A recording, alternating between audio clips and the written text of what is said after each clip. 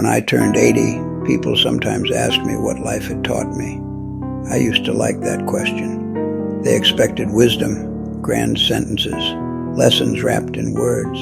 But now I know that life taught me one thing more than anything else.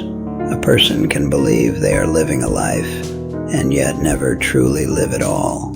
When you are young, you never think that life might one day stop. It always flows forward. The to-do list is long and time feels endless. There is a word called later, and it is very comforting. Later you will rest. Later you will spend more time with your loved ones. Later you will truly live. I thought the same way. All my life I prepared for the next stage. I got through today and built tomorrow. But one day I realized that while I was living for tomorrows, my todays had quietly disappeared. Now I live in a small house, 2 rooms, a kitchen, silence. This silence does not come from peace, but from absence. There are photographs on the walls. I smile when I look at them, but with an emptiness inside. Because in most of those moments captured in photos, I was not really there. I may have been physically present, but my mind was always somewhere else, on tasks to complete, plans for tomorrow, unfinished responsibilities. Life has a strange way of working. It does not warn you immediately. It does not suddenly stop and say, you are on the wrong path. Everything happens slowly. You make small compromises, small sacrifices, choices you think are insignificant, and over time they accumulate. One day you look back and there is a vast emptiness left behind. I met that emptiness at 80. For many years I was not honest with myself. But this was not a lie like deceiving others. It was quiet, rational. I'm doing this for my family. I'll just endure a little longer. Now is not the time. These sentences sound very reasonable. You can sleep peacefully with lies like these. I did, for years. But life is lived while you are awake, not just by standing upright or breathing, but by being there, by looking into someone's eyes, by truly feeling a moment. I did not do that, or I did it very rarely. When I look back now, I see this clearly. My life looked full, but it was empty inside. I had achievements, yes, a secure life, a career people respected. But none of these keep me company at night. None of them hold my hand.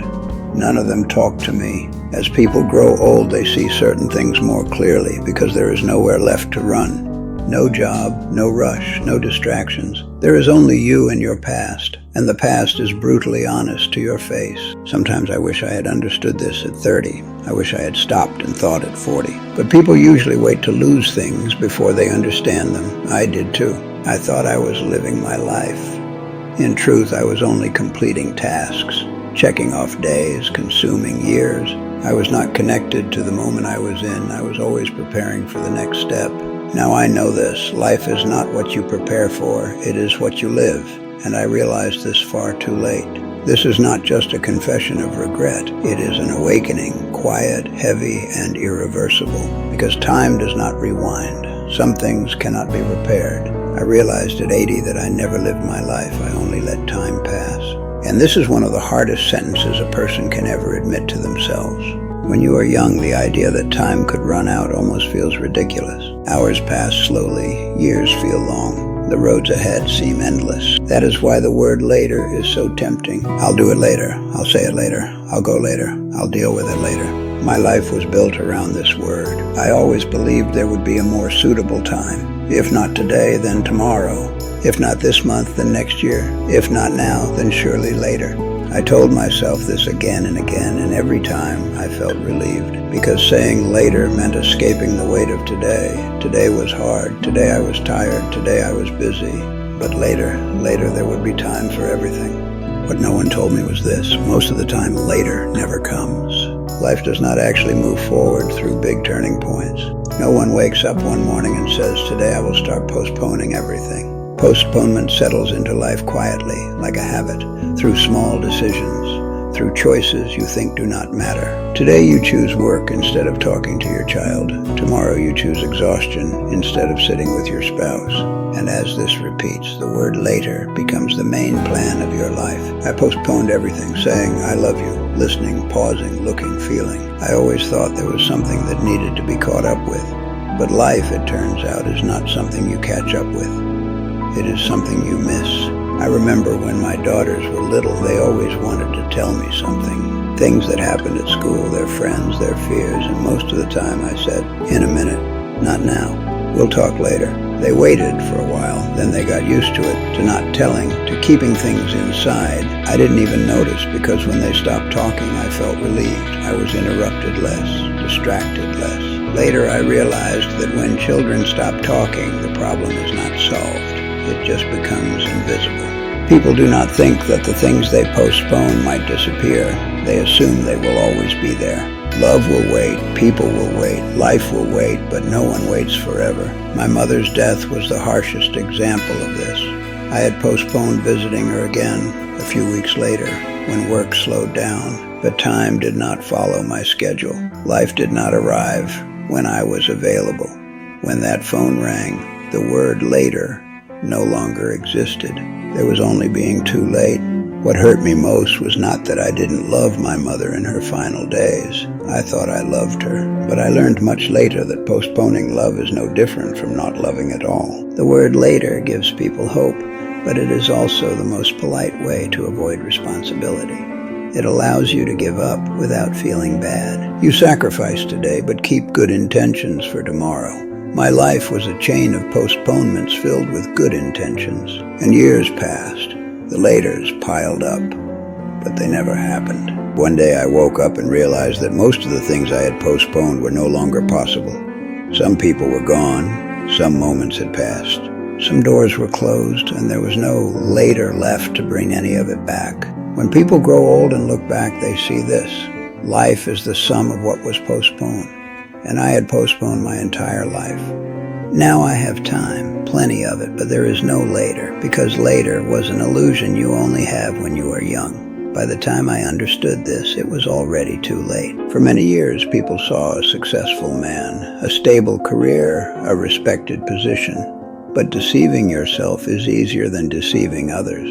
Success is measurable with numbers and titles. Life is not. Life is quiet, messy, and uncontrollable, and I always stayed away from what I could not control. I was good at my job because the rules were clear. Effort and outcome were directly linked. That felt safe. Family life did not work that way. So unconsciously, I took refuge in work. It became my identity. When there was silence at home, I filled the emptiness with being busy. When you are busy, you do not have to feel. Admitting I was incomplete was too hard, so success became my armor. The more people praised me, the more invisible the emptiness became. Everything looked fine, but the path itself had been lost. Sometimes we have to lose the path to find ourselves again. Richard once said to me, "It's like life is passing by you, but you're always looking the other way." I remember getting angry. It felt unfair. All that effort, all those sacrifices. How could he say that? Now, when I think about it, it may have been the most honest sentence ever said to me. Success kept me busy, but it did not keep me alive. My days were full, but not meaningful. When I came home in the evening, my to-do list was finished, but something inside me never was. I thought this was exhaustion, but it was the fatigue of not having touched life. People usually realize they are not alive when they stop. I realized it when I retired. One morning I woke up and no one expected anything from me. The calendar was empty, the phone was silent, and I was left alone with myself. That was when I understood that success is like a skeleton that keeps you standing.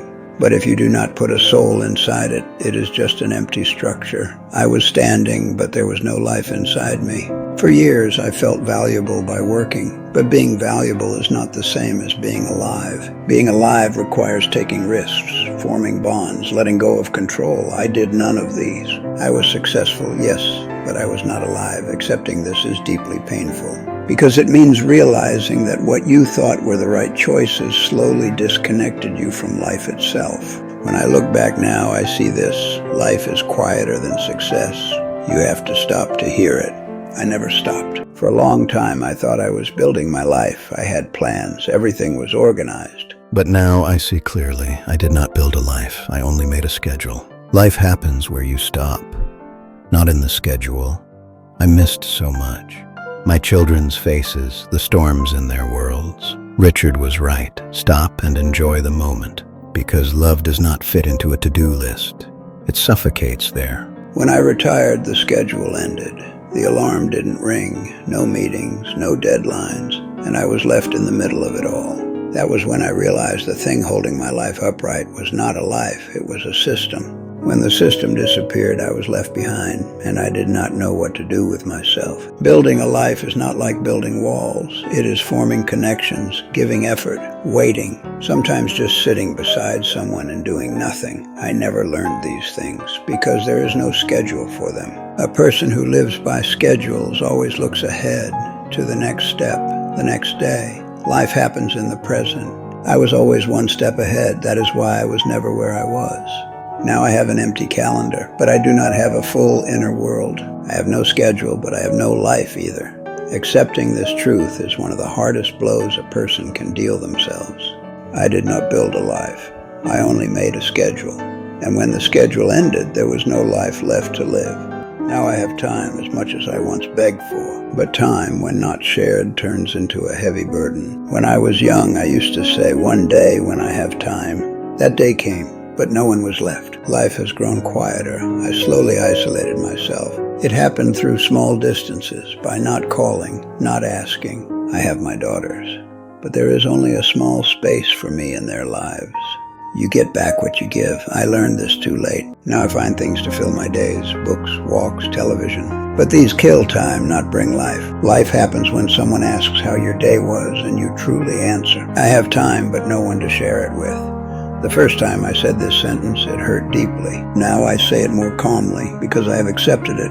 Acceptance does not heal, but it quiets the pain. I wish I had given people more time when my time was limited. I wish I had been able to stop when I was busy. I wish I had truly been present when someone was beside me. But life is not lived backward. You only understand when you look back.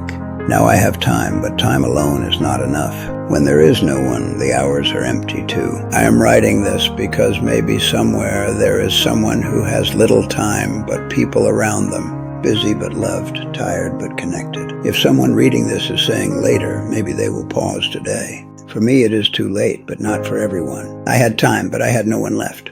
And that is the summary of my entire life.